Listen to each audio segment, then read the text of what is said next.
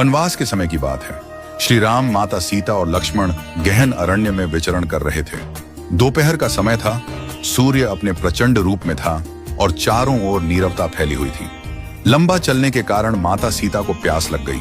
श्री राम ने भी प्यास महसूस की और उन्होंने चारों ओर दृष्टि दौड़ाई, परंतु दूर दूर तक केवल वृक्ष, लताएं और पथरीली भूमि ही दिखाई दी। कहीं भी जल का कोई स्रोत दृष्टिगोचर नहीं हो रहा था। भगवान श्री राम ने नमन करते हुए प्रकृति से प्रार्थना की, हे प्रकृति मां, यदि कहीं पास में जल स्रोत हो तो कृपा करके हमें उस ओर मार्ग दिखाइए। इतने में एक सुंदर और शालीन मयूर वहां आ पहुंचा। उसकी आंखों में विनम्रता थी और मुख से प्रेम टपक रहा था। उसने नतमस्तक होकर श्री राम से कहा, प्रभु, यहां से कुछ दूर एक जलाशय है, यदि आप आज्ञा दें तो मैं मार्गदर्शक बनकर आपको वहां तक ले चलूं। श्री राम ने मुस्कुराकर कहा, प्रिय पक्षीराज, यह तो अत्यंत पुण्य का कार्य है, परंतु तुम इतने चिंतित क्यों हो? मयूर ने धीरे से उत्तर दिया, प्रभु, मैं उड़ता हुआ जाऊंगा और आप पृथ्वी पर चलेंगे।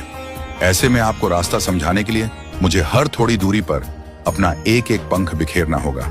श्री राम ने गंभीर स्वर में पूछा, परंतु इसमें चिंता की क्या बात है? मयूर की आंखें भर आईं। वह बोला, प्रभु, यह सामान्य बात नहीं है।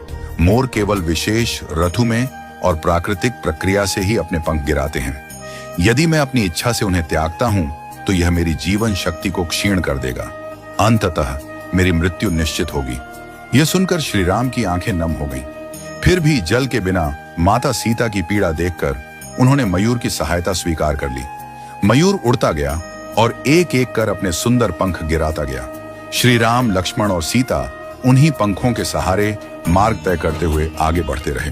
जब वे जलाशय तक पहुंचे तब मयूर थककर भूमि पर गिर पड़ा। उसकी श्वासें मंद पड़ने लगी थी। जीवन का अंतिम क्षण आ पहुंचा था।